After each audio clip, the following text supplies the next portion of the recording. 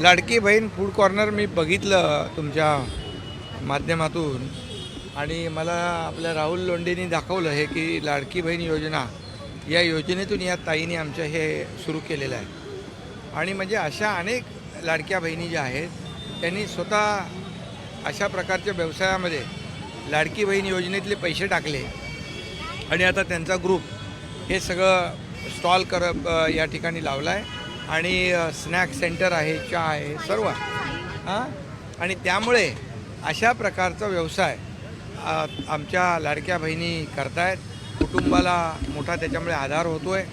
आणि नक्कीच जी लाडकी बहीण योजना केली हे अशा सक्सेस स्टोरी खूप आहे आणि त्यामुळे अशा प्रकारचं छोटा मोठा व्यवसाय त्याला वाढवलं।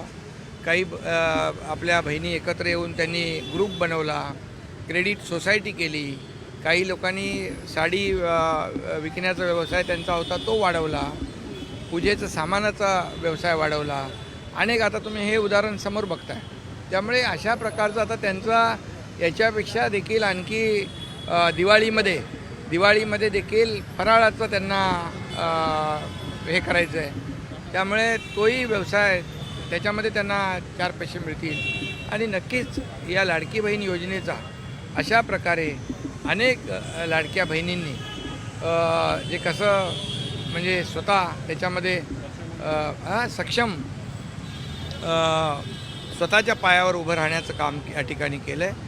आणि आमचा उद्देश तोच आहे की आपल्या लाडक्या बहिणींना सक्षम करणं, एक आर्थिक स्वातंत्र्य त्यांना या सर्व योजनेमुळे मिळालेलं आहे आणि त्याचा पुरेपूर योग्य वापर आज या ठिकाणी ते करतायत, याचा आनंद आहे। सर, बाळासाहेब असं म्हणायचे की हाताला काम मिळालं पाहिजे आणि काम मागणारे नाही तर काम देणारे झालं पाहिजे। आता बघा ना, हे काम देणारेच आहेत। आता एक स्टॉलवर त्यांचा पूर्ण परिवार काम करतोय आणि परिवार त्यांचा पूर्ण यामध्ये सर्व जे काही पदार्थ आहेत ते बनवत आहेत, म्हणजे हाताला त्यांच्या काम आणि काम मागणारा नाही तर काम देणारा हा स्टॉल आहे। त्यामुळे बाळासाहेबांनी जे सांगितलं, नोकऱ्या मागण्यापेक्षा नोकऱ्या किंवा हाताला काम देण्याचं काम करा, ते आमच्या या ताईंनी केलेलं आहे आणि त्यामुळे मी खऱ्या अर्थाने त्यांना शुभेच्छा देतो, अभिनंदन करतो। सर, खऱ्या अर्थाने 80% समाजकारण आपल्या माध्यमातून या ठिकाणी दिसून येत आहे। लाडकी बहीण देखील आज खुश आहे, रक्षाबंधन निमित्त अचानक भेट दिलेली आहे। 80% समाजकारण, 20% राजकारण बाळासाहेबांचा, दिघे साहेबांचा मंत्र आहे आणि त्यामुळे तो पुढे नेण्याचं काम आम्ही करतो आहे। आणि जे केलं, ज्या योजना केल्या त्याची फलश्रुती आपण पाहतो आहे। ह्या सक्सेस स्टोरी पाहून एक आनंद आणि समाधान वाटते की आपण घेतलेले निर्णय किती लोकाभिमुख होते आणि आमच्या लाडक्या बहिणींना, सर्वसामान्य लोकांच्या जीवनामध्ये आनंद देणारे होते। तर यातून विरोधकांनी काय नेमका बोध घ्यावा? विरोधकांनी इथे येऊन चहा प्यावी, नाश्ता करावा आणि त्यांनी पाहावं की लाडकी बहीण योजना कशी यशस्वी झाली आणि त्यांनी देखील इतरांनाही सांगावं की अशा प्रकारचा व्यवसाय करा आणि सक्षम हो। सर, हिंदी में लाडली बहन योजना का जो है काफ़ी लाभ जो है अभी महिलाओं में दिखाई दे रहा है। लाडली बहन योजना का ये जो स्टॉल उन्होंने लगाया है, ये हमारी लाडली बहना वो अभी यहाँ पर पूरा उनका परिवार काम कर रहा है और ये सक्सेस स्टोरी बहुत है। कई ऐसी लाडली बहना है कि उन्होंने ग्रुप बनाकर ये व्यवसाय शुरू किया है।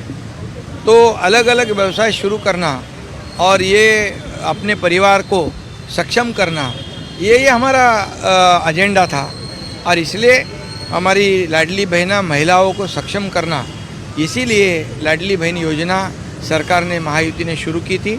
और ये आज हमें समाधान है, हमें खुशी है कि ऐसा लाडली बहन योजना का स्टॉल बनाकर आज वो हमारी जो बहना है वो इस पर अपना परिवार को ये चला रही है और आत्मनिर्भर बनने का काम इस ऐसे माध्यम से हो रहा है। ये बहुत खुशी की बात है। लाडली बहन का प्रेम, मोदी जी ने भी नारा दिया था और अभी लाडली बहना भी आत्मनिर्भर बन गई। आत्मनिर्भर ये नारा हमारे प्रधानमंत्री जी का है और स्वयं अभी यहाँ पर देखने के बाद हमारी लाडली बहना भी आत्मनिर्भर बन गई है। ये सक्सेस स्टोरी है सर। टीका करणारे काही लोक आमच्या स्टॉलवर येतात, पण मला त्यांना सर्वांना एकच सांगायचं आहे की तुमच्यासाठी 1500 रुपये ही फार छोटी रक्कम असेल, पण आम्हाला सर्वसामान्य लोकांना माहिती आहे की आम्हाला त्याची किती मदत होते ती। त्याच्यामुळे तुम्ही द्या त्यांना बोला। एकनाथ शिंदे साहेबांचा